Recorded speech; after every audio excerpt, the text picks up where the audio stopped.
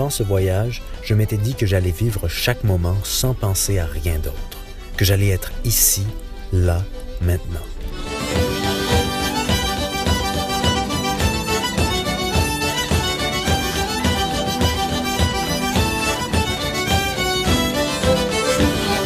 Ce voyage, c'était aussi une manière de reconnecter avec le Québec, un Québec à la fois familier et nouveau pour moi. Car c'est ce Québec maritime et montagneux que j'aime, ce Québec régional et accueillant.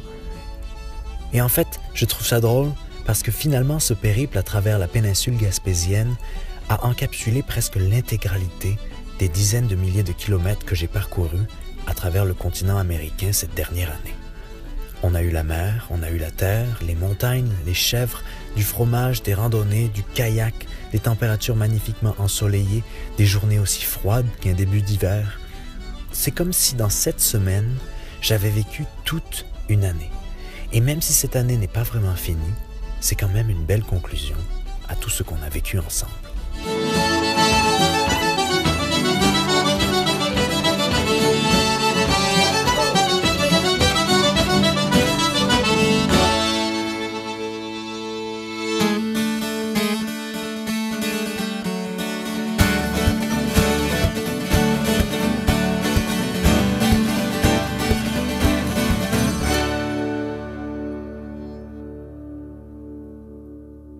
Les amis, bonjour.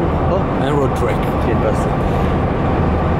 Ça fait plusieurs jours que je suis à Montréal et j'ai vu l'automne passer en quelques jours. C'est-à-dire que les couleurs ont tout d'un coup changé et je me suis dit, il faut vite que j'aille faire du plein air pour apprécier l'automne. L'an passé, j'en avais fait un peu, mais pas tant. Et là, je me suis dit, mais je suis libre de faire vraiment ce que je veux là, ce mois-ci. Donc, pourquoi ne pas faire quelque chose? Le problème quand on est trop libre, c'est qu'en fait, on a trop d'opportunités.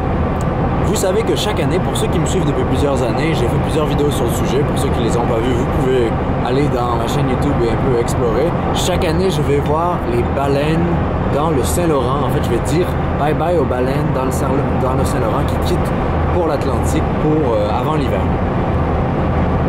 Je vais souvent sur la côte nord, j'ai fait plusieurs vidéos là-dessus. Et là, je me suis dit, et si j'y allais encore? Après, j'ai réalisé un truc, c'est que avec la Flowmobile, je ne suis jamais allé en Gaspésie. J'ai réalisé qu'avant l'hiver, avant que le froid arrive, même si là, plus je monte au nord, plus il va faire froid, et ça, j'avais pas pensé à ça, plus l'automne est en train de nous quitter. Moi, l'automne, c'est ma saison favorite. Et donc, je me suis dit que j'allais aller, eh bien, en Gaspésie.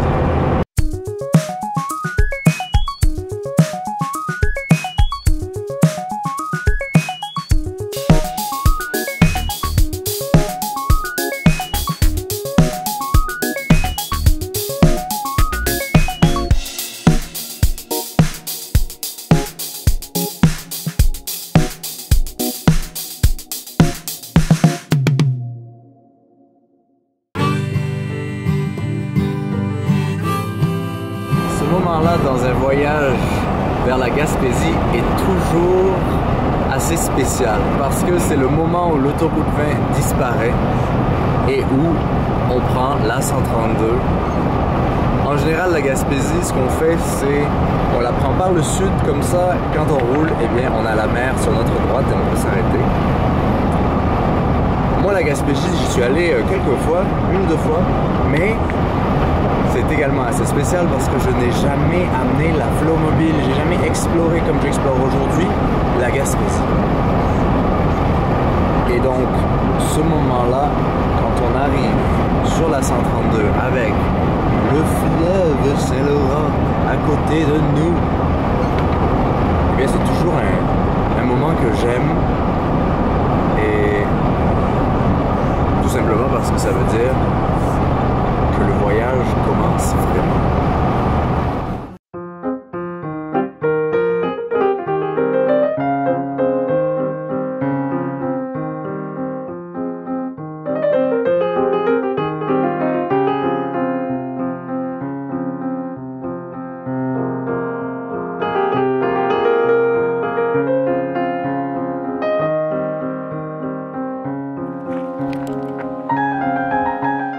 on s'en va dans une mission triple. Une partie de la mission, c'est aller faire du vélo. Une autre partie, c'est s'acclimater à ce beau bas Saint-Laurent. Et l'autre partie, c'est peut-être faire voler le drone.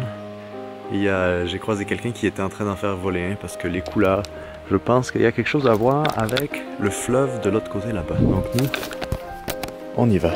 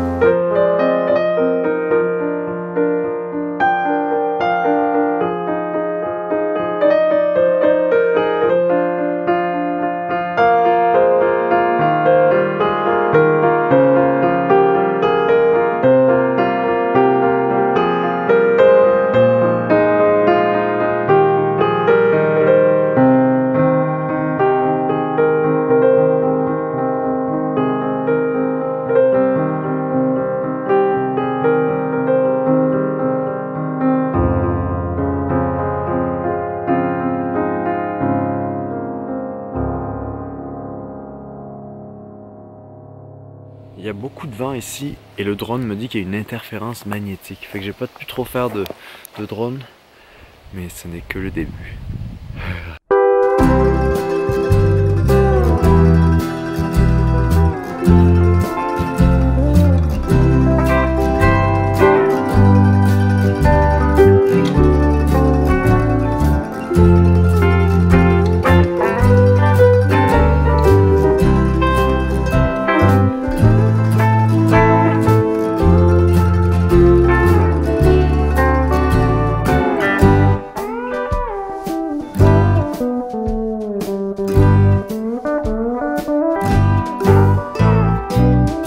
Il y a un endroit dans une petite ville qui s'appelle, un petit village qui s'appelle Trois-Pistoles. C'est je pense un endroit très touristique où tous les gens s'arrêtent quand on commence la 132, quand on commence la Gaspésie. Là, on n'est pas en Gaspésie encore, on est dans la région du Bas-Saint-Laurent, mais il y a un arrêt obligé qui s'appelle la Fromagerie des Basques. Et donc, moi, je viens de m'arrêter. J'ai réalisé, la dernière fois que j'étais, c'était comme une petite boutique. Là, je réalise qu'ils sont ouverts 24 heures. C'est tout rénové. Enfin, c'est incroyable. Mais en tout cas, on s'est pris du petit fromage à poutine.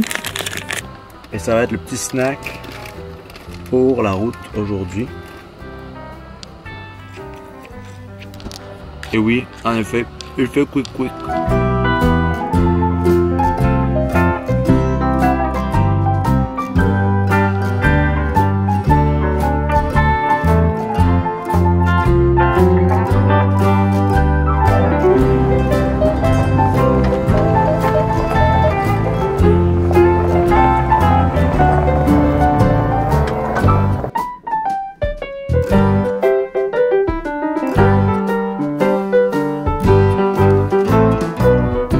On se trouve ici à un endroit qui s'appelle Pointe-au-Père. On est passé un peu Rimouski et c'est un spot assez connu de ceux qui explorent la Gaspésie ou le Bas-Saint-Laurent en van. Ici, on a deux petits vans déjà ici, un camper et un autre sprinter.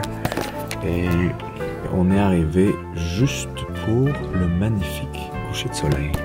Alors il fait un peu frisquet, il y a l'air de la mer, mais c'est toujours très très beau ici.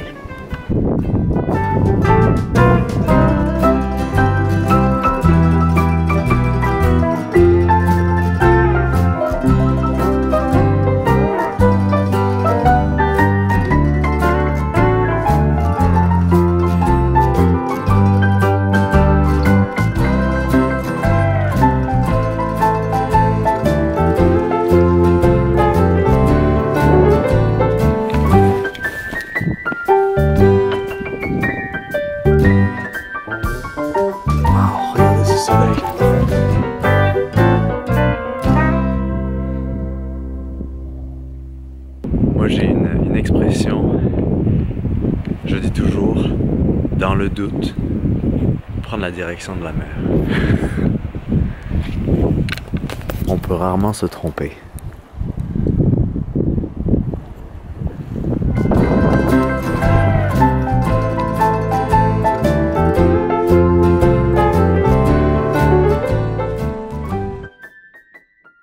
On est toujours à Pointe-au-Père. Petit déjeuner, une petite omelette qu'on va flipper d'ailleurs. Attention, attention, d'une main. Ah! Oh non! Mes omelettes, je les fais vraiment trop grosses. Alors, dans ce voyage, j'ai 3 buts. Je vous l'ai dit maintenant, je sais pas si je vous le dis maintenant. Hein, peut-être. Mon but, ce serait de randonner les Chic-Chocs. Ça, je vais le faire en repartant. Et de faire quelque chose là-bas.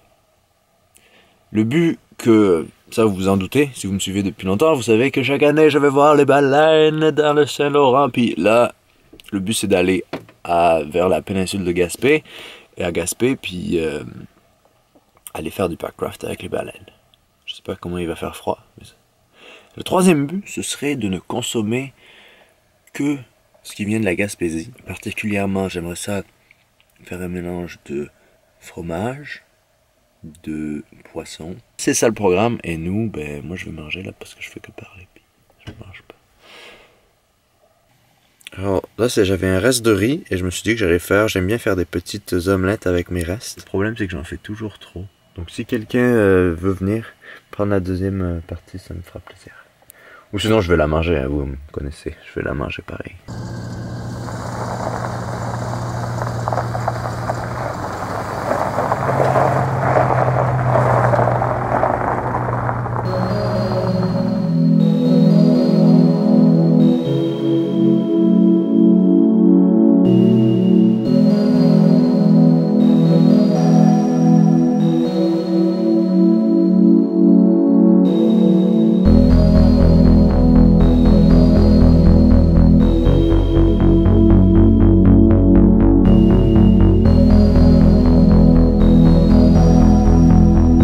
Ça y est, on entre dans la Gaspésie.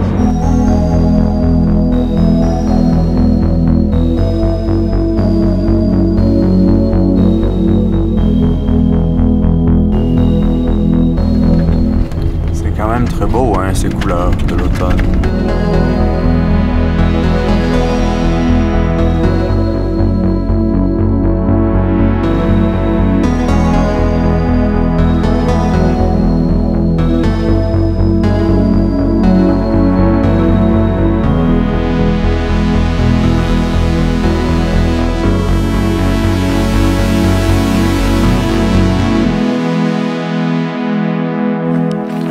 Alors là, le but c'est d'aller vers le lac Matapédia. Donc voici le lac Matapédia qui est très très grand en fait. Hein. Si on faisait voler le petit drone pour voir s'il y a des belles couleurs. What? My interference?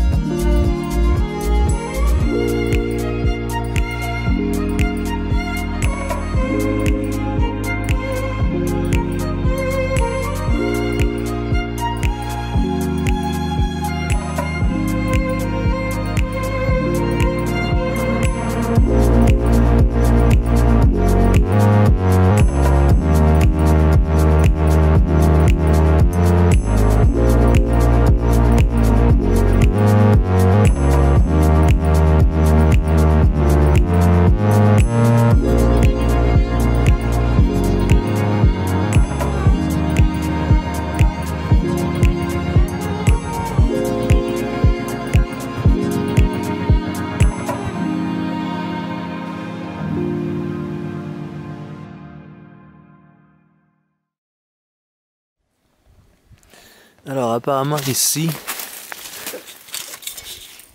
c'est trop compliqué de faire genre 1, 2, 3, 19, 20. 20 pas vers ce qu'on appelle une poubelle. Les gens sont incroyables. Alors ici, c'est une place où vous pouvez passer la nuit. Elle est d'ailleurs présente sur une harpe aussi. Les harpes, parfois, ça donne des beaux petits coins. Parce qu'ici, c'est un parc régional, mais vous pouvez passer la nuit ici et c'est juste magnifique. Il y a plein de randos, il y a plein de... C'est fantastique.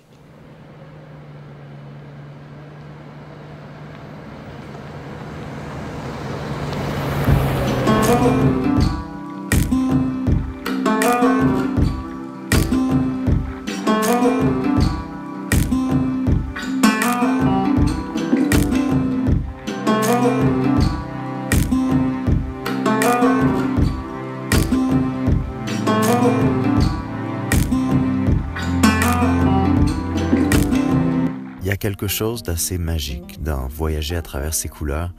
C'est comme conduire à l'intérieur d'un tableau ou d'une palette de couleurs. Et c'est incroyable parce que ce sont des dégradés d'enflammés, d'orange, rouge et jaune. Et chaque arbre donne l'impression d'avoir une couleur à lui.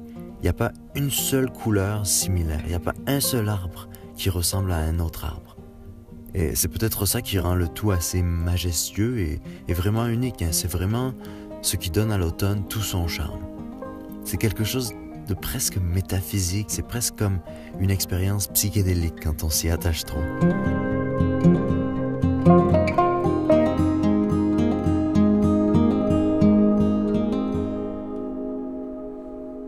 On quitte le centre de la Gaspésie et on s'en va vers la baie des Chaleurs pour de nouveaux paysages, toujours pas trop loin des couleurs, mais on se rapproche de la mer.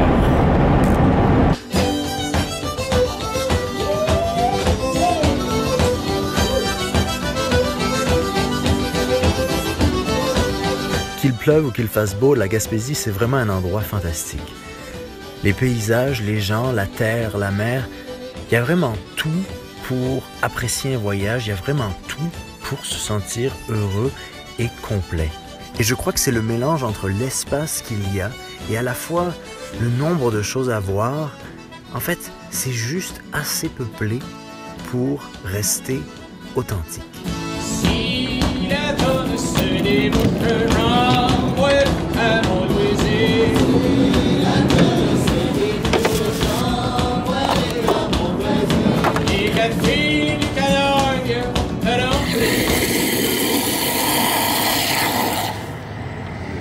Je sais pas si on va passer en dessous du point de congélation, je pense pas vraiment, ou alors ça va pas être si intense. Donc je vais quand même remplir mon réservoir d'eau, mais c'est possible que ce soit une des dernières fois que je remplis mon réservoir d'eau avant l'hiver qui arrive. Mon réservoir d'eau sale, je pourrais techniquement le jeter n'importe où, dans des égouts, même limite sur la route. Mais je le fais pas, c'est parce qu'en fait j'utilise que des trucs biodégradables et j'ai que de l'eau usée. Donc c'est quelque chose de cool à avoir quand on a une toilette sèche, c'est de ne pas avoir d'eau sale et d'utiliser des produits compostables, biodégradables, pas compostables, biodégradables. Ça permet une sorte de liberté d'esprit au cas où quelque chose arrive, le réservoir est plein, il n'y a pas la station de vidange n'existe plus ou quoi. Mais c'est cool d'avoir... Oh!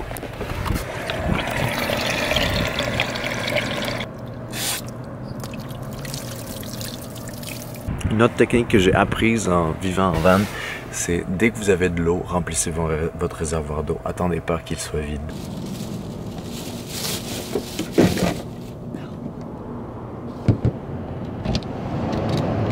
Ouf, je me suis fait assommer.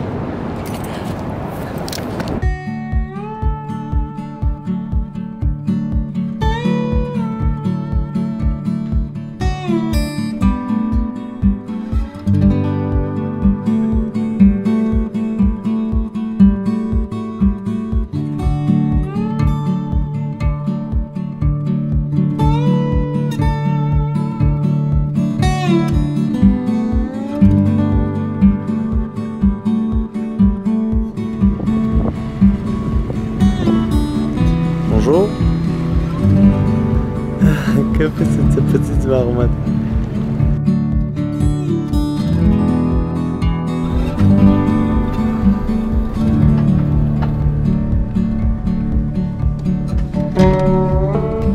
Nous, ce soir, on se stationne à la marina. Pas pire, hein? Joli vue en plus. Très beau. De beaux rochers.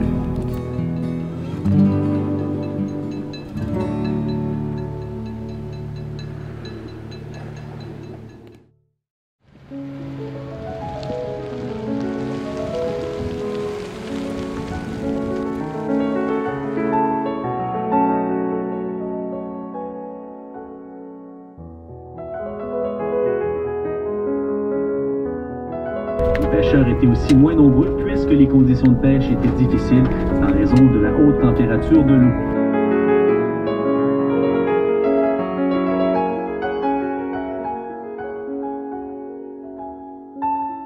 Je viens de passer par la petite poissonnerie La Coquille, qui est une poissonnerie très cute. La Gaspésie, c'est une région de poissons. Les gens ont toujours consommé du poisson, surtout du poisson séché. Alors moi, ce que j'ai pris, on est à Caplan et ce qu'on va manger, c'est du Caplan.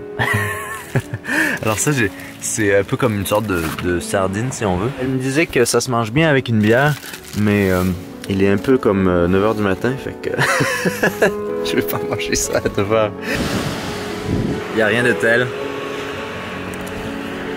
de manger du poisson à 9h du matin avec la mer juste à côté.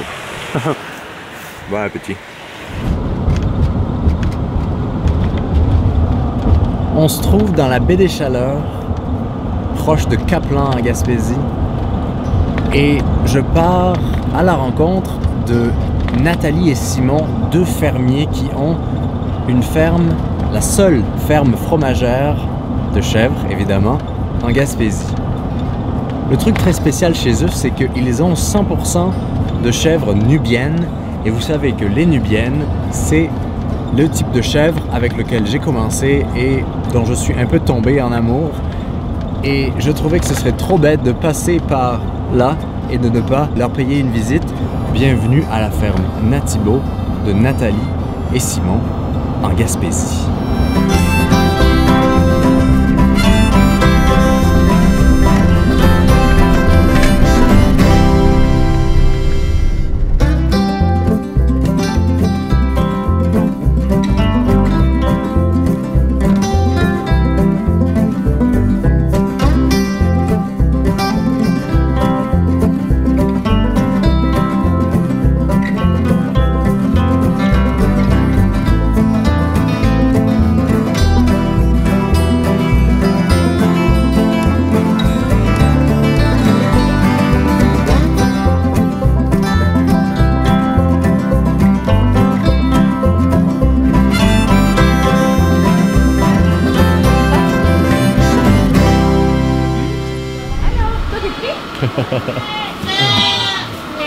Ah non.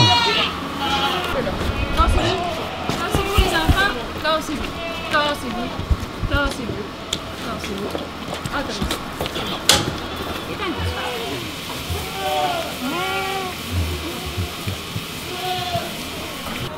y en a deux, ces deux-là sont tellement pareils, là, c'est un peu chose. Qu'est-ce que tu veux? Elle, c'est Prague, son nom. Prague.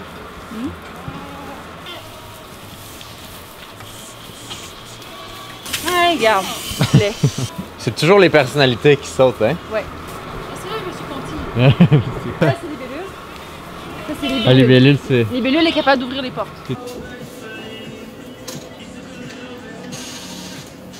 Ah, les bellules. Elle, quand elle était dans la pouponnière, elle vidait tout le recyclage, les poubelles. Elle restait dans aucun enclos. Par terre. On est le seul élevage de chèvres laitières en Gaspésie, en fait. Et puis, tiens, c'est Simon. Puis c'est ça, nous on a commencé il y a un peu plus de 4 ans. Puis, ça, il est en train d'essayer de faire ici, c'est correct, vas-y, on peut le faire après. Non, une. Non. Une. L'autre. Ouais. Couchez. Couche-toi tout. Tourne. Cache ton nez. Cache ton nez. d'habitude. J'avais à faire rien. Elle fait juste être grosse. J'ai fait des cols. Colle. Colle. Colle. Bonne. Ah ouais, hop! Ben, ni un ni l'autre, on vient de famille de fermiers. Fait qu'on s'est envoyé dans ce projet-là, la tête baissée, tu comprends, en sachant pas trop dans quoi on s'en allait. On a fait des cours de fromager, cours de nutrition pour les chèvres. Puis on a regardé dans le coin, qu'est-ce qu'il n'y avait pas dans le coin? Donc, il n'y avait pas de fromagerie, mais il n'y avait pas de chèvres non plus vraiment. Et après, c'était l'agrandissement, construction de la fromagerie. Donc, on l'a acheté en 2011, mais on a seulement commencé à faire du fromage début 2014. Ok. Et c'est ça. Puis on a choisi les Nubiennes à cause du lait, qui était plus doux. Donc, qui nous permettait de vendre à toutes sortes de personnes, même ceux qui n'aimaient pas vraiment le fromage de chèvre. On a réussi à... C'était comme une niche, tu sais, dans le fond, là, qui n'était pas prise ici. Hein.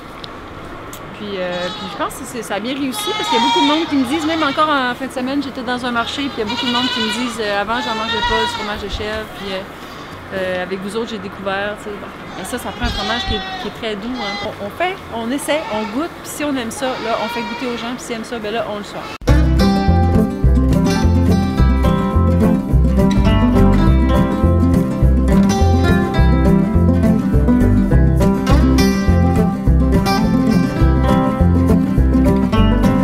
Viens-vous-en, il y a de la visite!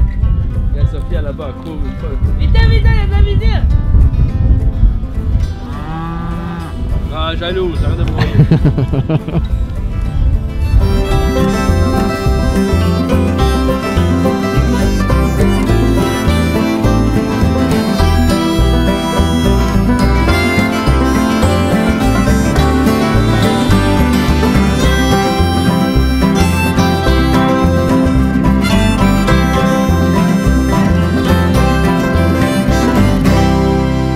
Tu l'es, vous faites quoi? Le petit lait, avant on avait des cochons, on donnait une grande partie aux cochons. Ok. Et on fait du chocolat avec le petit lait. Attends, redis-moi ça. On fait du chocolat. Attends. On fait du chocolat. Non, on fait du chocolat avec le petit lait. C'est-à-dire que on prend le petit lait et on fait un genre de caramel de petit lait avec. Comme si on faisait un caramel, parce qu'on fait du caramel avec notre lait de chèvre aussi. Mais avec le petit lait, on fait le même genre de caramel. Puis on prend une partie de ce caramel-là et d'autres petits laits. Et on rajoute du chocolat et du cacao. Ok. On fait un chocolat, qui est un peu comme une truffe en fait. On a une version un peu plus tartinable, puis une version plus dure que tu mets un morceau dans ta bouche. Là. Ah, j'en ai plus là parce que j'ai tout vendu. Oh, non. Ça, je sais pas, j'avais mis des restants de cabrions. Tu sais, quand on fait les cabrions, les petits ronds, on les pèse. Puis souvent, ils sont beaucoup trop gros pour les emballer. Fait qu'on je mets à part dans un petit plat. Puis souvent, on fait des gâteaux au fromage avec. Là, on n'a pas de gâteau au fromage, c'est pas chanceux. Mais on fait des gâteaux au fromage. Pas de caramel, pas de ouais, gâteau je sais. fromage. Je savais que t'allais venir, je me suis dit. Non. Ouais, Ah non, c'est ça. Mais non, on fait des gâteaux au avec... fromage qui sont un peu trop populaires, hein, dans le sens où les gens... Puis ça, c'est très doux aussi, là. T'sais. Et pour les gens qui n'aiment pas le fromage de chèvre... Je suis en train de le manger. Okay. Oh, oui, c'est sûr. La face. Ça me rappelle quelque chose, mais je sais pas quoi. C'est doux. Wow, un gâteau au fromage avec ça. Oui. On en fait tout l'été. Les gens ont une excellente réception, là, tu sais, puis ils sont intéressés, ils veulent encourager, tout ça. Fait que ça c'est un avantage, je pense, d'être en région. Ma vision, c'est, on est à la ferme, puis ils vendent circulaire de même autour, le plus proche possible. Ouais. Toujours le plus proche possible. Puis dans ma vision des choses, ça devrait être comme ça pour tout le monde, mais je sais que c'est pas comme ça, là. Dans le sens que les gens parlent d'exportation, le gouvernement pousse les exportations. Ça, t'es encouragé à toujours ajouter des affaires sur tes épaules pour grossir. Ouais, mais dans le fond, moi, c'est pas ça que je veux. Moi, c'est pas ça que je vois l'avenir non plus. Ouais. T'sais, avec, tu sais, demande de réduire les déchets, c'est sûr que si tu n'arrêtes pas de vendre loin, Ouais. tu réduis rien. Si on continue à acheter des choses de l'extérieur tout le temps, puis pas regarder la qualité puis tout ça, ce qui va arriver, c'est qu'à un moment donné, on va juste avoir ça à manger, des choses de l'extérieur. Parce que les gens qui essayent de nourrir les gens autour, ils vont fermer parce qu'ils seront plus capables de vivre. Cool. Il y en a une qui est sortie encore, hein? Ouais, c'était la même. Elle est non? derrière toi. Ah ben, elle écoute la conversation. Ouais.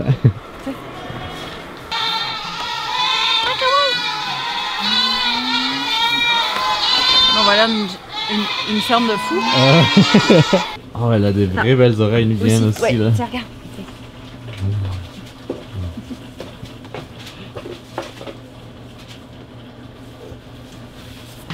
C'est une surprise. Elle. On est arrivé le matin, elle était née. Là, je la regardais, je me suis dit, qu'est-ce que c'est ça? D'où tu sors? Puis il y en avait combien? Elle en avait reçu un bébé. Hein? Sa maman.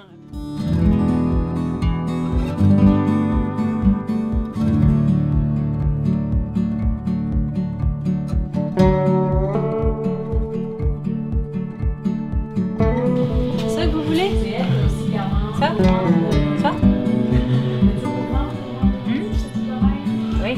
Elle a toi la poule. Attends. Regarde. Ah, sinon, on prend la poule aussi. Ici. Attends. Hop. Toi aussi. Hop.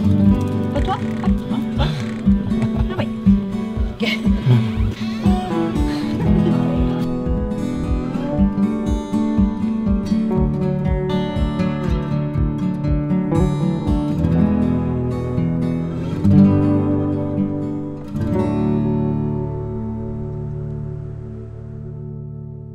Donc voilà pour cette petite matinée à la ferme.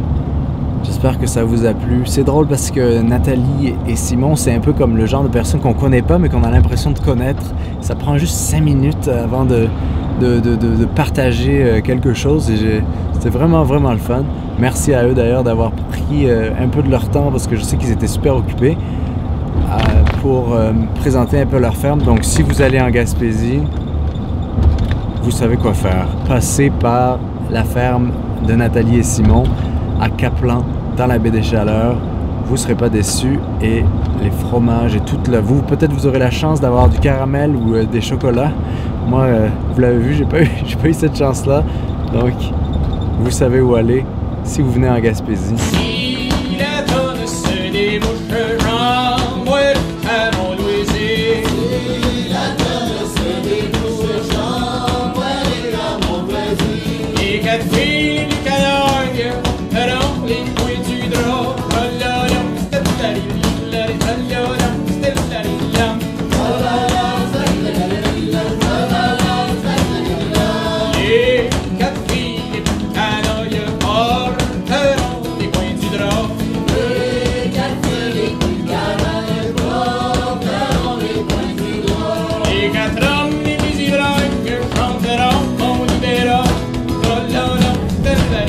C'est toujours quelque chose quand on arrive à percer en Gaspésie, de voir le rocher percé apparaître.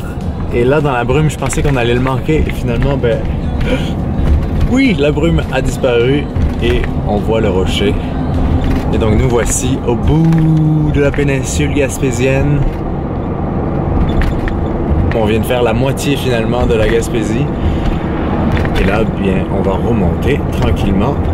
Après la partie terre des derniers jours, eh bien, nous voici dans la partie mer. La mer.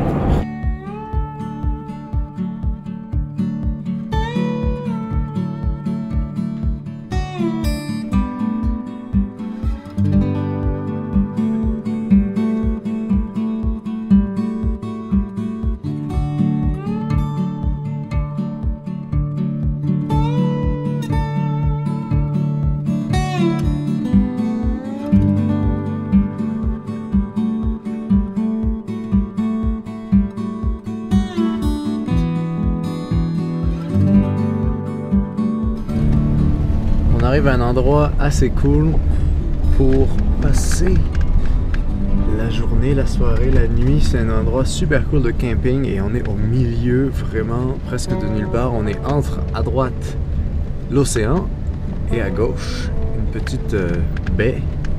C'est vraiment beau, vraiment cool.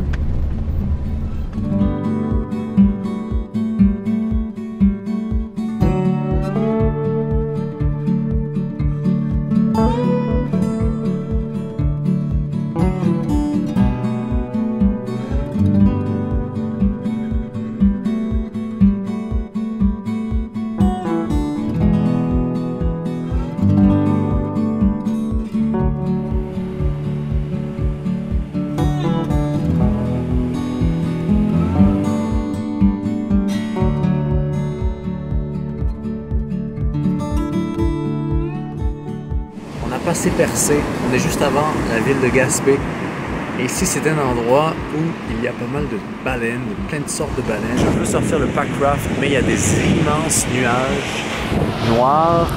Il y a beaucoup de vent, mais je suis vraiment tenté. On va voir les prévisions météo pour demain. Puis soit je vais sortir le packraft maintenant, il est déjà 3 h de l'après-midi, soit je vais attendre demain matin et faire ça de bonne heure. Je ne sais pas encore. Qu'est-ce que vous pensez? Qu'est-ce qu'on devrait faire? En tout cas, on a un beau petit spot de camping pour la soirée. Il y a un petit groupe de chasseurs là que je ne sais pas qu'est-ce qu'ils font. Mais c'est un spot super cool, en fait, passé Percé, entre Percé et Gaspé, avec une vue splendide sur cette baie magnifique. Donc, on va dormir au bruit des vagues.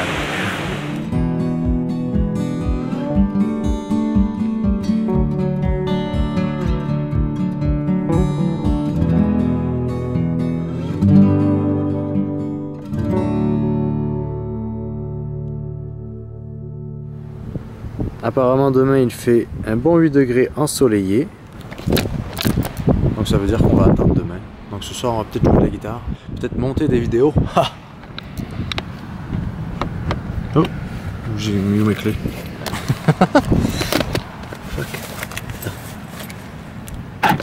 Je sais pas pourquoi je barre l'auto alors que je suis de nulle part. Et je viens de réaliser qu'on vient de passer au-dessus des 160 000 kilomètres. Et vous savez que 160 000 km, c'est 100 000 miles. Et il y a une chanson que j'adore, qui a été reprise par Fred Pellerin. C'est la version de Fred Pellerin que j'adore. J'écoute souvent ça sur la route. Ça s'appelle 1000 après 1000. Et je pense que ce soir, pour terminer ce daily vlog, on va chanter 1000 après 1000. Donc moi je vous dis à demain.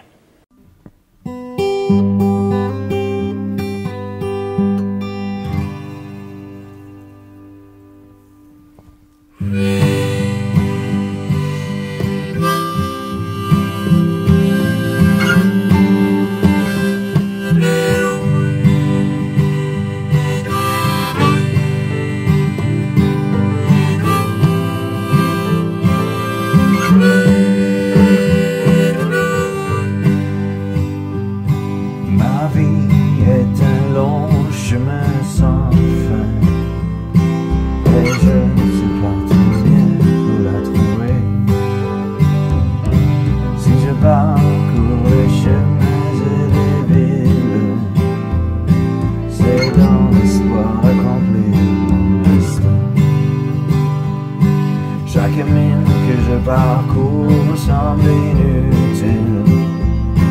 Je cherche toujours sans rien trouver.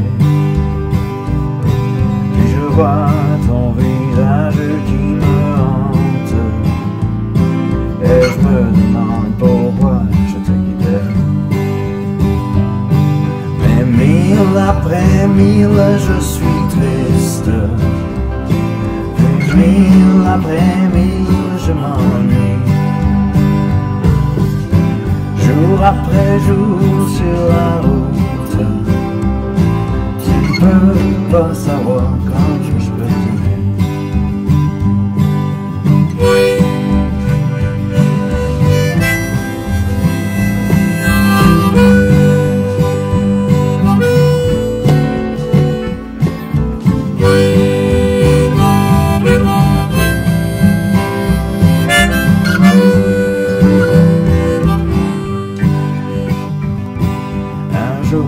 Quand mes voyages auront pris fin et qu'au fond de moi je retrouverai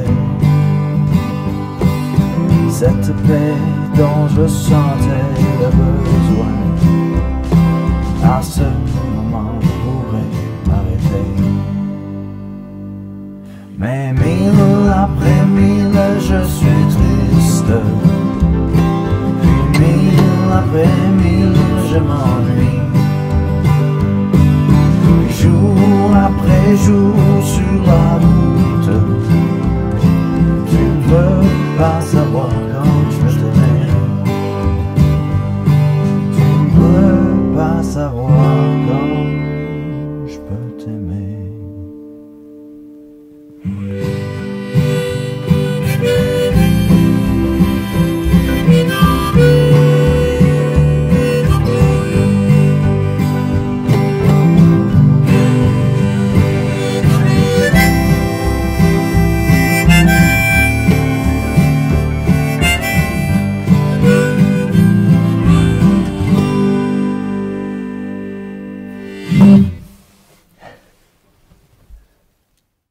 Donc il est pas trop tard, il est autour de 9h, 9h30. Il s'est mis à pleuvoir et à venter.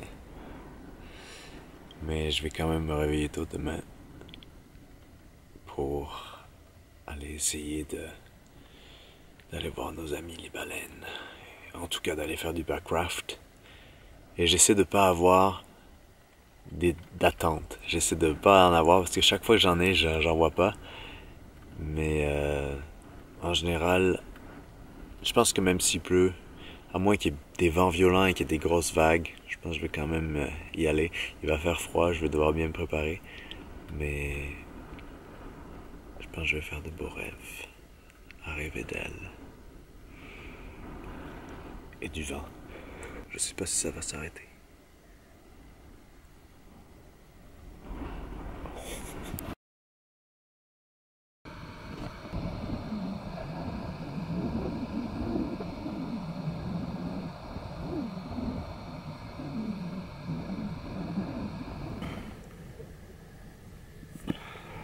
Le vent là, il va jamais s'arrêter.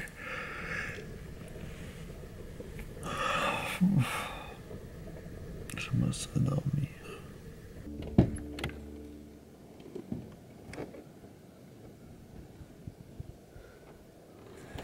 Il n'y a qu'un idiot comme moi qui se réveille à 6h30 alors qu'il n'a pas besoin. C'est ça que ça donne, l'envie d'aller voir les baleines.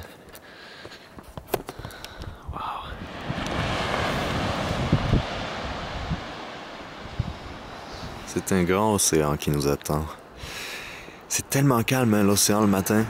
Il y a eu tellement de vent hier. C'était fou hier soir, mais d'une certaine manière, ça a chassé tous les nuages et toute la pluie. Et aujourd'hui, ça a l'air d'être une excellente, magnifique journée.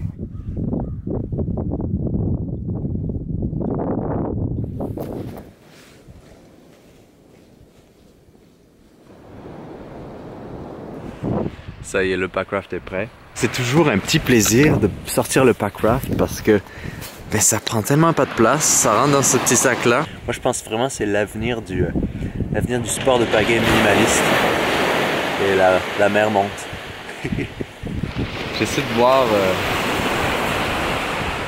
je sais qu'il y aurait un petit coin à baleine parce que je sais qu'il y en a vers le coin là-bas et aussi vers le coin du rocher.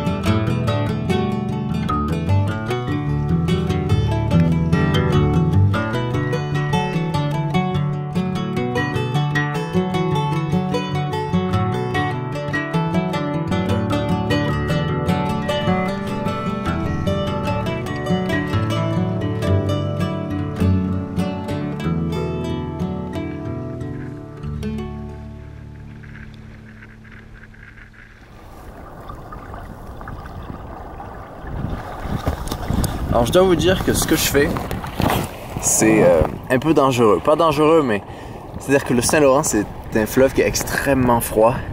Donc il faut être extrêmement préparé, juste au cas où on tombe à l'eau. Parce que si on tombe à l'eau, on a très peu de chances de survivre avec ce froid quand on est loin du rivage. Donc j'ai quand même une couche de néoprène. Mais il y a quand même des belles petites vagues de temps en temps. Mais pour l'instant, pas de baleine. Et je pense que je vais aller à 2-3 points et passer un peu de temps, chiller. Et ensuite on va voir. Juste pour vous montrer la belle vue des montagnes derrière. On est en plein soleil.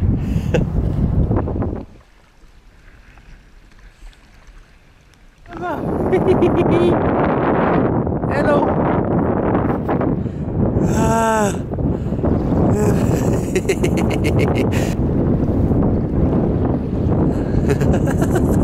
Et alors, qu'est-ce qu'on fait? Oh, il s'en vient le petit. Ah, le petit fuck s'en vient. Oh, fuck. Mais alors, qu'est-ce qu'on fait? Je trouve que observer les baleines, c'est un peu comme, j'ai déjà dit ça en fait une fois, mais ça m'est revenu à l'esprit, c'est un peu comme observer des étoiles filantes. C'est-à-dire qu'on voit juste un petit aileron et puis moi ça me satisfait. J'ai jamais vu une baleine en vrai en kayak sortir complètement de l'eau.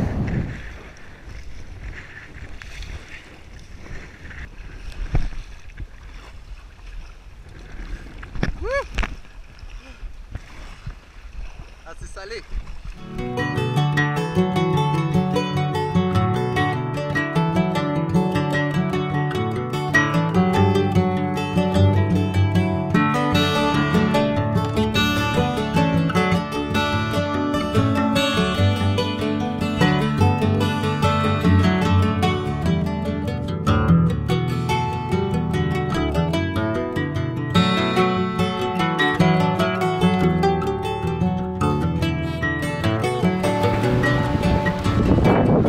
Je prends une petite pause parce que je suis contre le vent, puis c'est vraiment intense d'être contre le vent en packraft. Et je voyais pas en fait, en allant vers la mer, je voyais pas que j'étais poussé par le vent, mais de toute façon tellement fort, j'avais pas à pagayer. Puis j'ai pas réalisé que je me trouvais déjà assez loin. Ça va faire déjà bientôt 2 heures que je suis parti. Et je pense que on va sauver de l'énergie pour rentrer. Pas de baleine malheureusement encore. C'est drôle parce que dès qu'on pagaie d'un bord, on a envie de regarder derrière soi parce que c'est comme si les baleines étaient derrière et nous disaient bonjour dès qu'on se retournait le dos. Il y a plein de phoques. Alors les phoques c'est super joueur, puis c'est super curieux. Il y en avait 2 ou 3 qui me suivaient. Ça c'est je pense le highlight d'aujourd'hui. Il y a quelque chose de très paisible hein, dans être en canot, en packraft, en kayak. Kayak de mer, ce serait l'idéal là, parce que vous êtes beaucoup plus libre et vous fendez les vagues, mais n'importe quelle embarcation, le fait d'être en mer avec les baleines et de... Alors qu'il y a ma rame qui est en train de partir, pagaie. Non!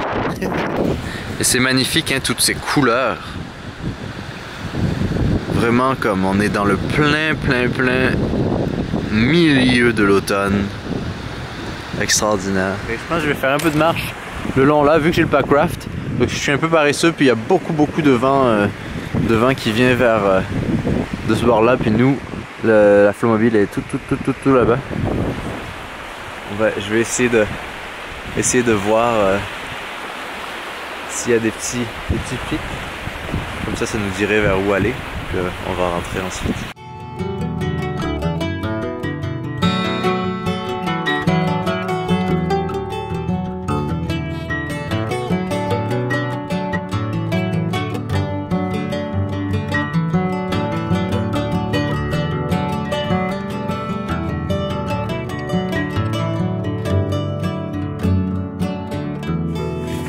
Quelle belle matinée, je dois dire c'était un temps magnifique. Pas de baleine malheureusement, mais waouh. Donc maintenant l'opération ça va être de faire tout sécher, ça va être assez drôle. Mais en tout cas c'était vraiment peut-être l'une des dernières balades en packraft sur le Saint-Laurent en tout cas. Je sais pas, on verra. Là pour l'instant il faut sortir du wetsuit.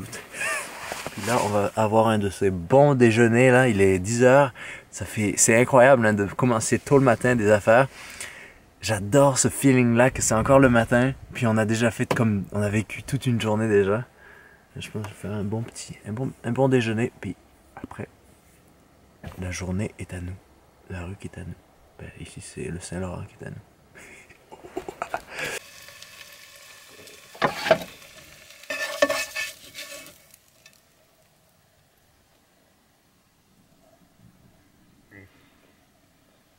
Pour le repas, ça va être un petit hareng du Saint-Laurent et quelque chose d'un peu épicé avec des choux de Bruxelles, puis j'ai mis un piment. Je pensais que c'était un piment doux et en fait c'est un piment fort. C'est super fort. Voilà donc pour cette petite journée.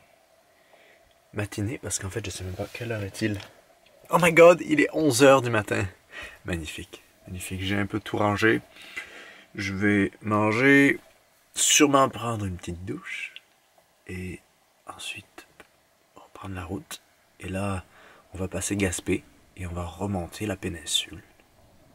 Et on va repartir vers l'ouest, déjà.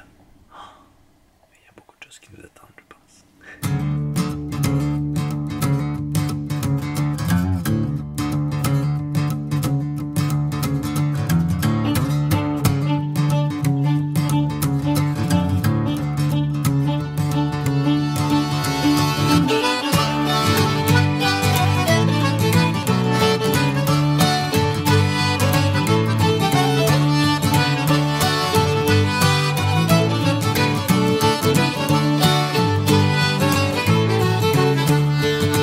Je vais pas m'y arrêter parce que je suis déjà venu, mais je me disais qu'il fallait, avec toutes ces couleurs, que je passe à travers le parc national de Forillon, qui est le parc à la pointe de la péninsule.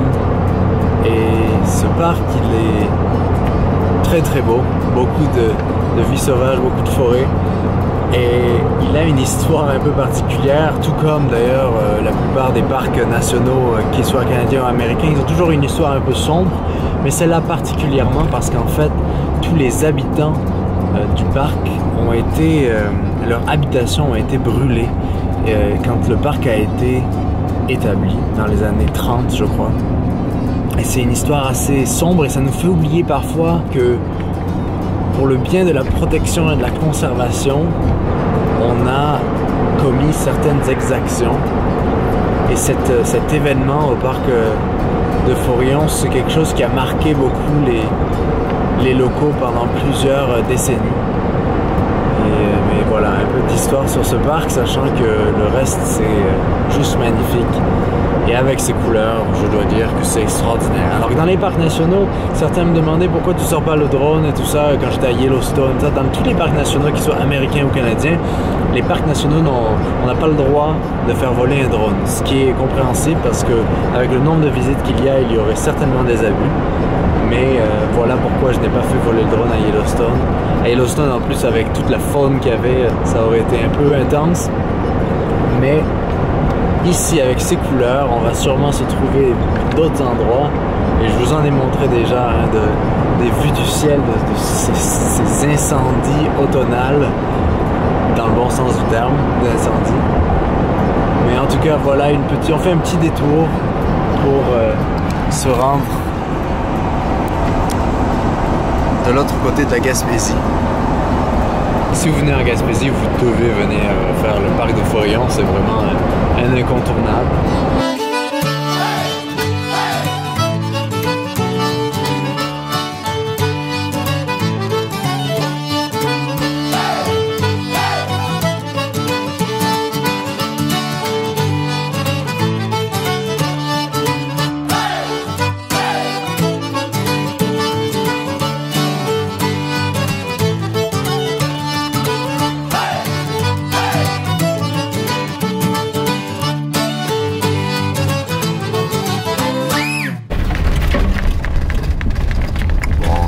Gratigné, hein, c'est ça le boondocking. Oh, oh, est-ce qu'on va toucher? Wow, quelle belle place de boondocking pour ce soir. Regardez ça. Nice! Avec juste un point de vue sur la mer. Beautiful. Ouh. Waouh, waouh, waouh! Mon Dieu, mais c'est trop beau!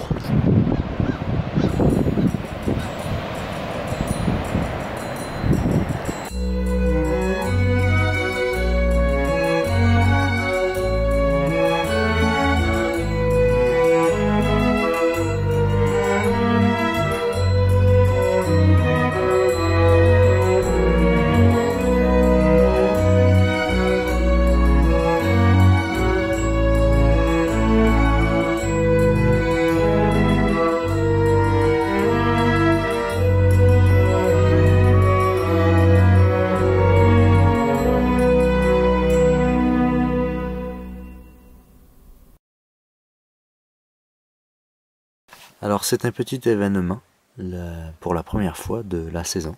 Nous commençons à mettre le chauffage. Ce n'est pas le chauffage principal, vous savez le chauffage que je régule à partir d'ici, qui est le gros chauffage qui prend du gros propane. Celui-là c'est le petit chauffage de camping.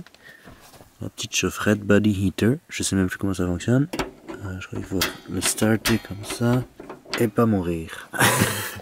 J'ai aucune idée, je me souviens plus comment ça fonctionne. Oh!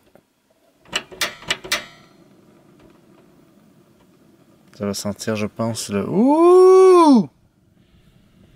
Ouh, ça va sentir le... J'aurais dû les poussiéter. Oh my god. Bon, toujours avoir une... Oh my god. Non, j'en fais des tonnes. Toujours avoir une aération. Moi, j'ai celle-là. Et aussi, parfois, j'ouvre la fenêtre ici. Pour ceux qui l'auraient manqué, ouf, j'aurais vraiment dû époussiéter ça parce que c'était dans la boîte à l'arrière tout l'été. Pour ceux qui l'auraient manqué, il y a 1 an, je faisais plein de vidéos sur des aspects pratiques de la vie en van. Si vous êtes nouveau ici, bienvenue d'abord.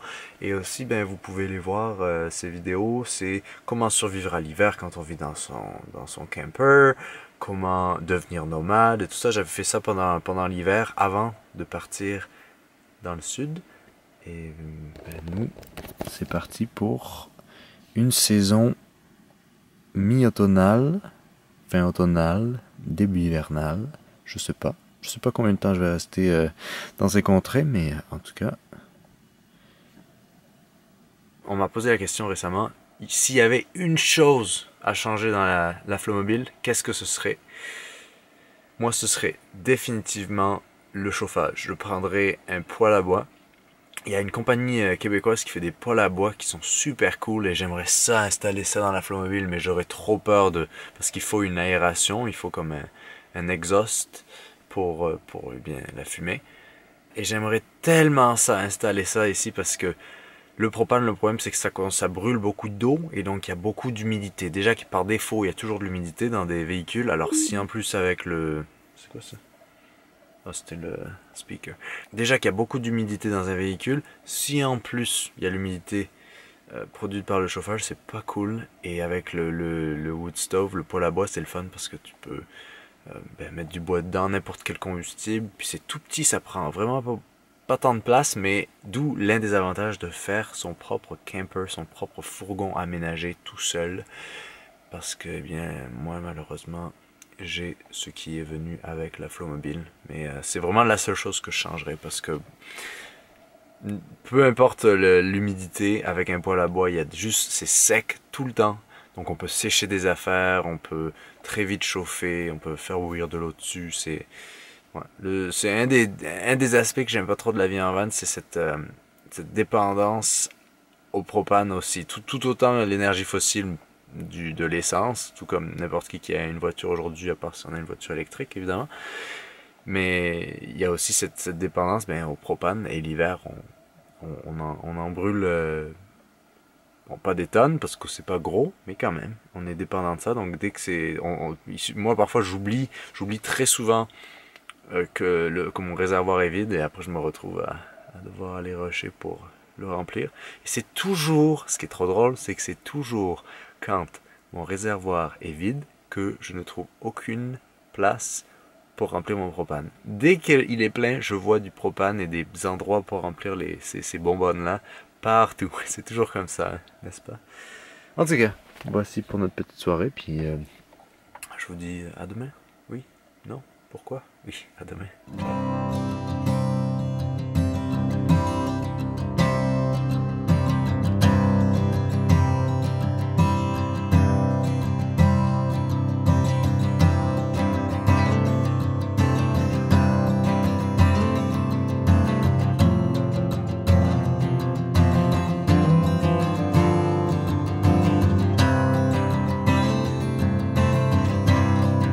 Parfois, j'oublie à quel point je suis chanceux de m'être créé cette vie où je suis libre. Mais ce que je trouve encore plus intéressant, c'est comment la vie en van m'a permis de réaliser que la liberté ne sert à rien si on ne sait pas quoi en faire. Car avoir trop de liberté est aussi aliénant et emprisonnant que de ne pas en avoir. Alors, chaque fois, je me pince pour me dire d'apprécier le moment présent parce que je choisis d'aller là où je vais, de rencontrer qui je veux, de rester, de partir. Et si c'était ça la vraie liberté? D'apprendre qu'être libre, c'est aussi ne pas l'être parfois, mais que lorsqu'on a cette chance, on se doit de l'honorer en respectant et en appréciant pleinement le présent.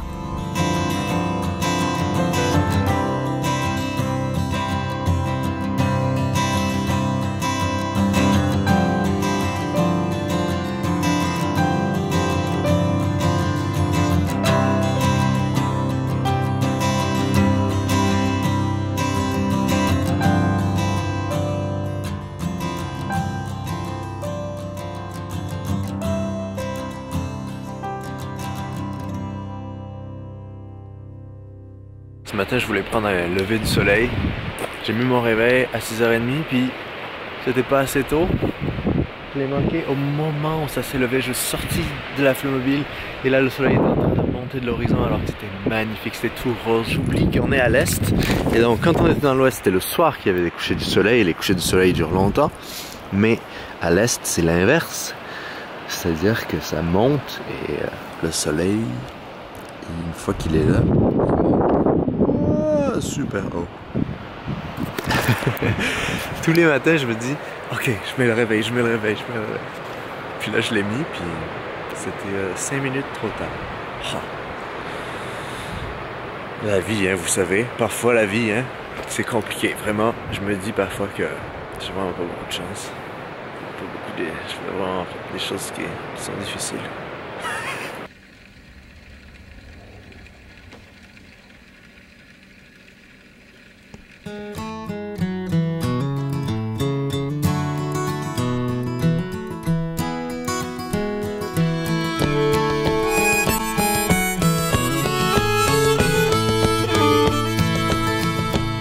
Écoutez, je vais vous raconter un petit tour qui m'est arrivé.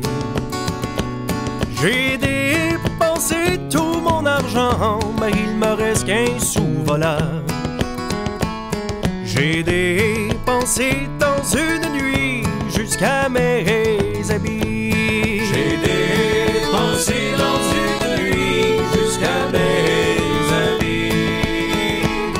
Tout le monde en ville me disait que jamais je ne m'habillerais.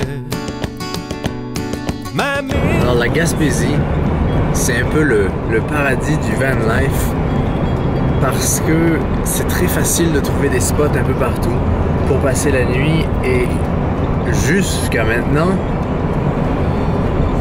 en espérant que personne ne fasse d'abus, toutes les haltes touristiques de bord de mer et de l'intérieur des terres, en fait, vous pouvez y rester la nuit. Il n'y a pas d'interdiction de camping de nuit. Et il faut vraiment que ça reste comme ça, il faut vraiment être respectueux des lieux, ne pas s'installer comme si c'était du gros camping ou jeter tous ces déchets de partout sauf dans les poubelles. Il faut ne pas abuser de ces lieux parce que c'est magnifique de pouvoir juste ne pas avoir à vraiment penser où on va passer les nuits et avoir plein d'endroits en dehors de petits villages, dans des petits villages, en face de bords de mer magnifiques. Et je crois que la Gaspésie, c'est peut-être l'un des meilleurs endroits ou voyager en van. Il y a bien sûr le mélange terre et mer dont je parle tout le temps. En tout cas, il y a plein de choses et je crois qu'il faut préserver cela pour pouvoir l'apprécier. Donc merci à toutes les municipalités de la Gaspésie qui permettent aux voyageurs en van de pouvoir faire du camping de nuit tranquillement, discrètement, un peu partout. Et il faut que ça reste comme ça. On est tranquillement pas vite en train de revenir vers l'ouest. La Gaspésie, c'est je pense le seul endroit où on voyage vers l'est et ensuite on voyage vers l'ouest. Donc on a à la fois les beaux couchers de soleil et les beaux levers de soleil. Mais tout ça pour dire que nous, on est toujours sur la route à apprécier les belles routes gaspésiennes. Aussitôt qu'ils vont en tomber, les habits seront percés. Aussitôt qu'ils vont en tomber, les habits seront percés.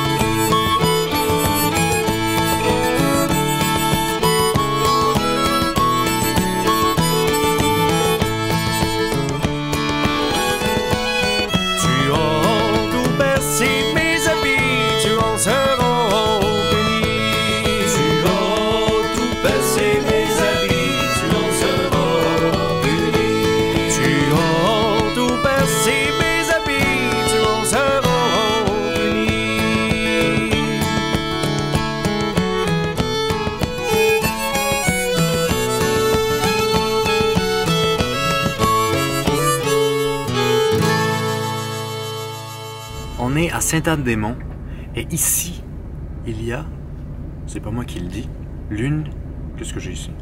L'une des meilleures pâtisseries du Québec. Donc je crois que ça vaut la peine de s'arrêter.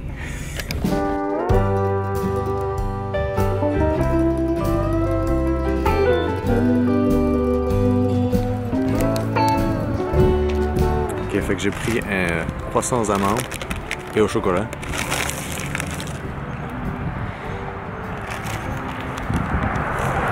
Oh my god, c'est beaucoup trop bon. Alors en effet, Marie 4 Poches, la meilleure pâtisserie du Québec, peut-être du Canada, peut-être d'Amérique du Nord, je sais pas.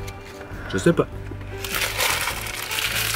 C'est honnêtement, en toute honnêteté, c'est honnêtement le meilleur croissant aux amandes chocolat que j'ai jamais mangé. Je lance ça ici.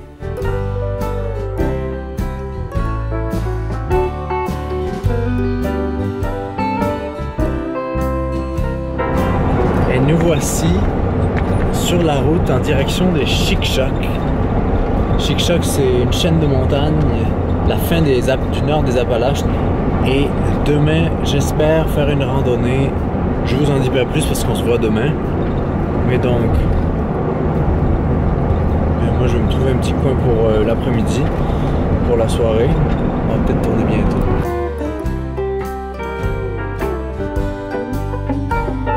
Et voici un autre de ces endroits où on peut passer la nuit tranquillement. En face de nous, les beaux Chic-Choc, où on s'en va demain. Je sais pas vraiment, je suis à la fois très excité et à la fois, je sais pas. En tout cas, on se voit demain.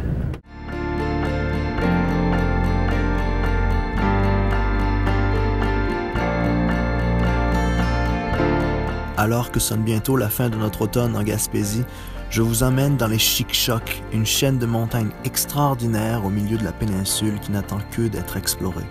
On va affronter nos premières neiges, se lancer dans de petites ascensions, tomber nez à nez avec les créatures magiques de ces contrées. Bref, on part pour un voyage intérieur au milieu d'un des plus beaux endroits du Québec.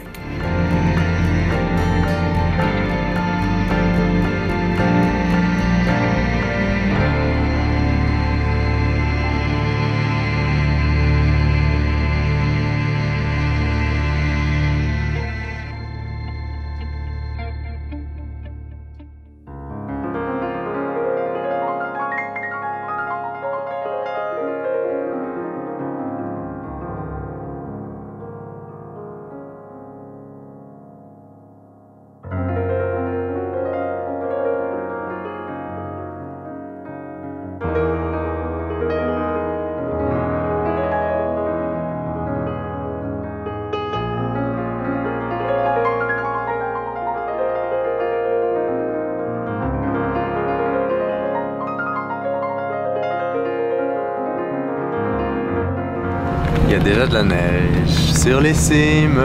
C'est drôle, hein? On est qu'en octobre. Et on oublie que dans le nord, eh bien, il y a de la neige.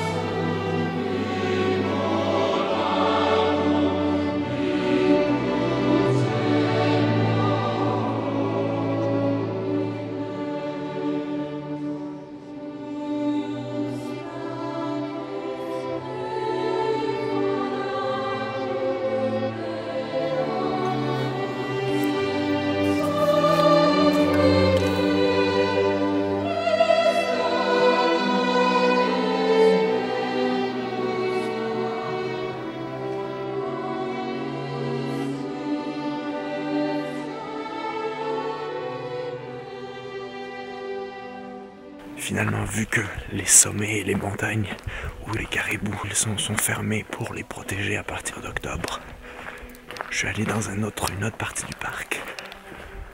Et dans cette partie ici, on est dans la vallée principale des orignaux. Et au moment où j'allais en parler, eh ben, je me suis fait interrompu par un grand orignal. C'est fou, hein, j'ai fait littéralement genre 400 mètres dans le trail. Incroyable. C'était assez beau. Wow. Ce matin, en voyant la météo, je me disais, bon, on va rien voir, parce qu'ici, en fait, on vient aussi pour les montagnes, voir la vallée et tous les cirques de tous ces monts, en fait, de tous ces chic-chocs. Et finalement, c'est quand on pense qu'on va rien voir, qu'on voit quelque chose d'autre. Il faut toujours se rappeler ça. Il faut toujours rester ouvert à tout ce qu'on peut voir. Et les orignaux, ils s'appellent entre eux beaucoup, la femelle et le mâle. Et c'est comme un bruit. Moi, je veux pas le faire parce que ça, j'ai pas envie d'en appeler non plus. C'est comme, on n'est pas à la chasse, mais ça fait un peu comme quelque chose comme ça. Et là, si je le faisais, c'est sûr qu'il y en aurait qui viendraient. Là, c'est assez incroyable. Ici aussi, ce qui est cool au parc de la Gaspésie, c'est qu'il y a on peut voir plusieurs écosystèmes. On peut voir la toundra, la taïga et la forêt boréale. C'est assez intéressant, le mélange en fait.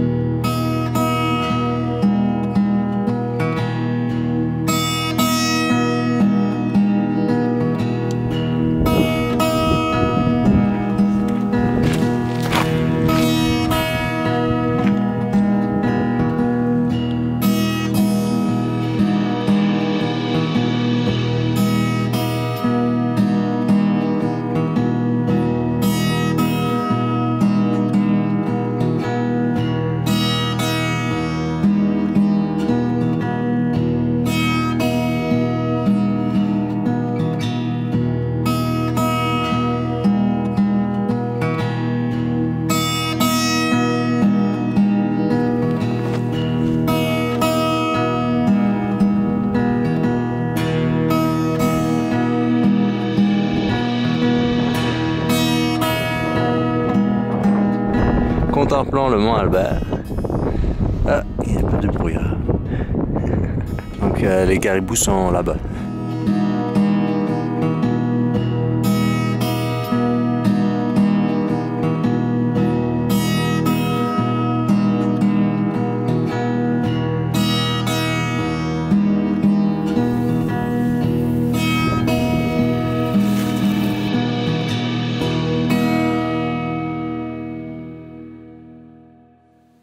Oh, un peu de ciel bleu. Waouh, ça va vite ici.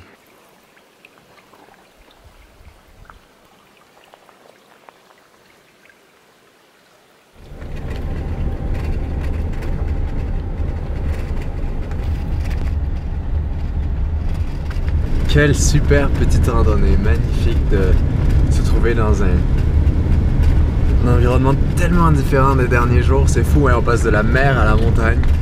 Et là, vu que c'était une courte randonnée, c'était un petit, ça fait à peu près 2 heures et demie que j'étais là.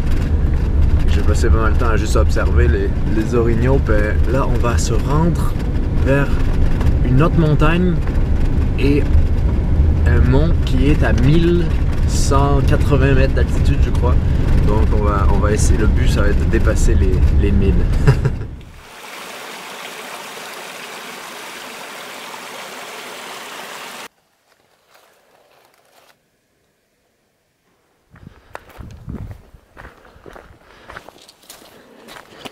Bon, j'ai dû changer de pantalon parce que j'ai déchiré la première paire que j'avais. Donc il va falloir investir dans des pantalons. J'ai plus de pantalons, j'ai que des shorts. Parce que je fais toutes les coupées. Puis là, je réalise qu'on arrive à la fin, au milieu de l'automne, début de l'hiver. Il va falloir investir dans du pantalon.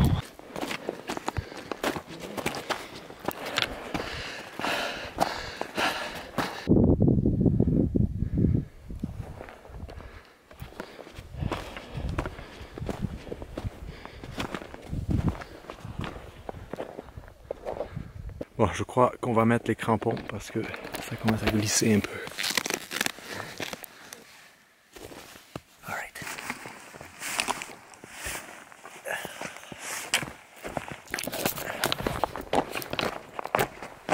Ah, qu'est-ce que c'est bon d'avoir des crampons!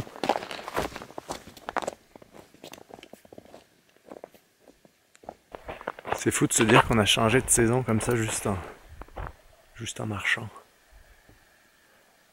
Il fait pas très froid. Ou c'est peut-être parce que j'ai très très chaud. Ouais.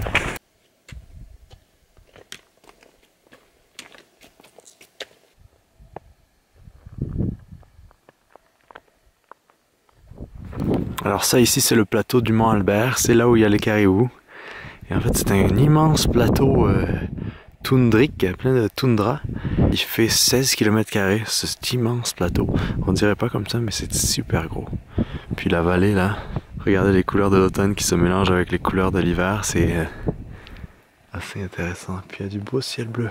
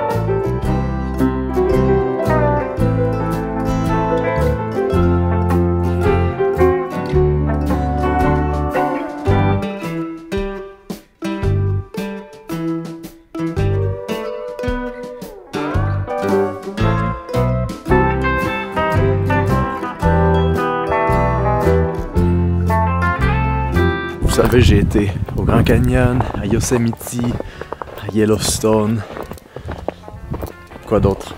Tellement d'endroits. Et je dois dire qu'ici, ça n'a rien à envier à tous ces endroits-là. Le seul truc qui me manque un peu ici, c'est l'appréhension d'avoir un peu des petits grizzlies puis des petits cougars ça et là. C'est-à-dire, c'est quand même bien d'avoir une petite... juste une petite appréhension.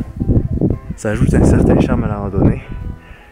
Mais c'est fou comment à la Gaspésie, on peut arriver à des paysages comme ça en une journée, redescendre vers la mer, aller faire du kayak, aller faire du vélo, faire plein de choses. C'est vraiment un petit paradis.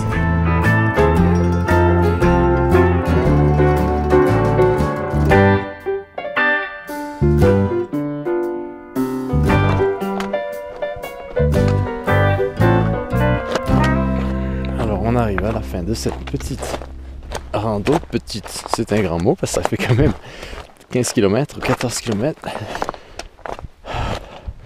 Ouais. Et c'est vraiment beau. C'est chic, du chic-choc. On l'a jamais fait celle-là. C'est drôle, d'un bord, c'est l'automne, et de l'autre, c'est déjà l'hiver. C'est beau, hein?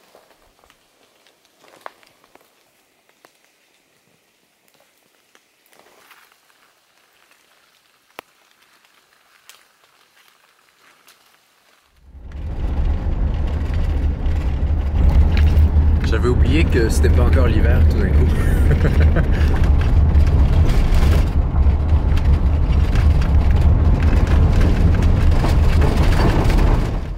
Alors là, devinez ce qu'on va faire. Ceux qui me suivent depuis longtemps le savent que dès que je vais dans un parc,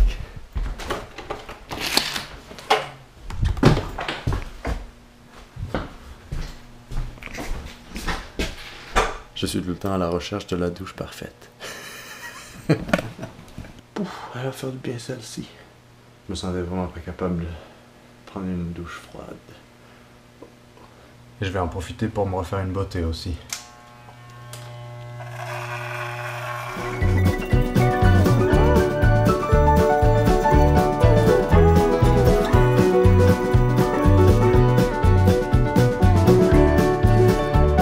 Olé!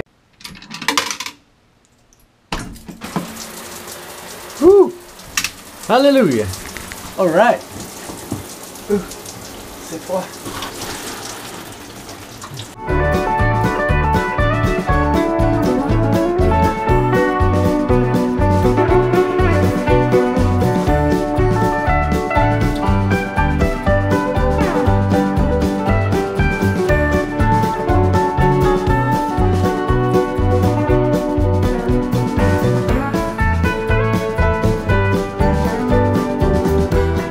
Le soleil se lève sur la vallée alors qu'on quitte le beau parc La Gaspésie. Et cette petite randonnée, oh, ça c'est de la van life porn. Et cette petite randonnée, je dois vous dire, je fais rarement des plans à l'avance, mais je crois que l'année prochaine, je serai partant pour faire la grande traversée des Chic-Chocs. C'est plusieurs centaines de kilomètres et on pourrait aller voir le Mont Albert parce que j'irai à la bonne saison et ce serait une longue aventure à travers ces Appalaches gaspésiennes et ça me tente vraiment et j'y pense. Comme je vous dis, d'habitude je planifie rien en avance, mais là je crois que c'est peut-être dans les plans pour l'année prochaine, je sais pas quand. Donc c'est ainsi que cette petite grosse semaine en Gaspésie se termine. C'est ainsi qu'on se quitte. Enfin, on dit bye-bye à la Gaspésie, même si je suis encore en Gaspésie jusqu'à passer Matane. Mais on quitte le parc de la Gaspésie et ça fait un petit quelque chose parce que c'était vraiment, vraiment extra.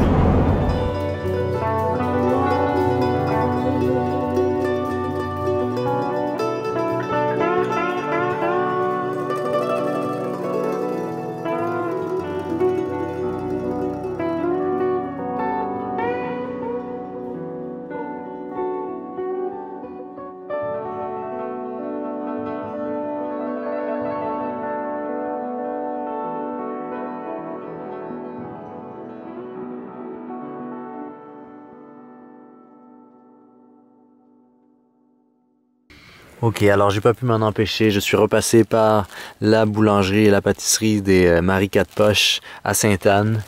Je vais vous l'avouer, je pensais à ça pendant toute la randonnée de la dernière fois. J'y pensais à ce croissant aux amandes et chocolat, malheureusement il l'avait pas. Donc ce que j'ai pris c'est, en plus du pain de campagne au levain et au seigle, j'ai pris un carré aux dattes. Parce qu'il faut avoir de l'énergie après les randonnées des derniers jours. Ok, donc je confirme, c'est vraiment des dealers de bonheur cette pâtisserie-là. Et je suis pas, j'ai payé pour tout ça, ils me payent pas pour le dire, hein. Ils me connaissent même pas. Mais ouais, vraiment un arrêt à faire à Sainte-Anne-des-Monts. Le seul arrêt, s'il y en a un, c'est ici. Et ensuite aller au parc de la Gaspésie. Et ensuite explorer la Gaspésie. Le ventre plein. Et pour la soirée, on va aller à une petite aire de stationnement au bord du fleuve. C'est magnifique, hein? Waouh, et en plus il y a la plage et tout ça. Oh my god! Mais Gaspésie, je t'aime! Mon Dieu, cette plage! Regardez ça!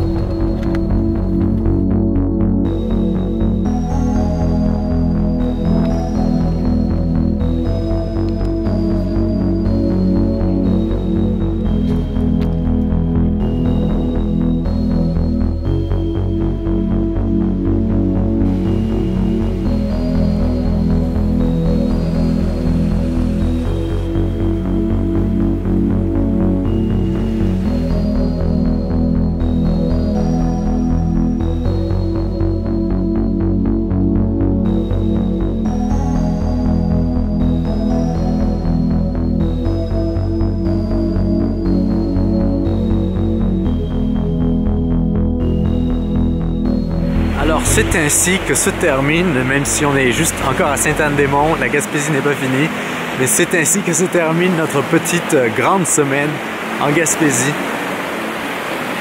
Et ben, merci d'avoir été là. J'espère que vous viendrez en Gaspésie et vous verrez qu'il y a encore plus de choses à faire que ce que j'ai fait. Et nous, je pense qu'on reviendra bientôt.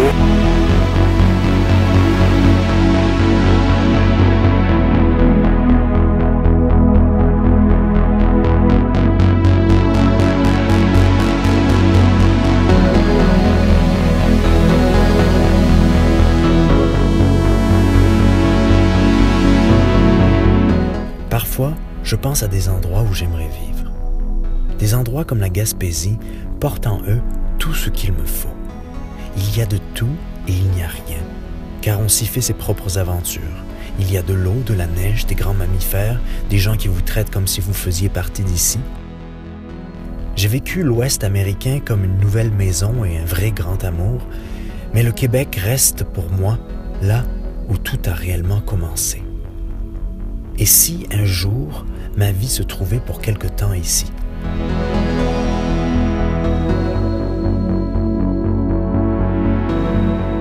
Personne ne le sait vraiment, sauf la Gaspésie.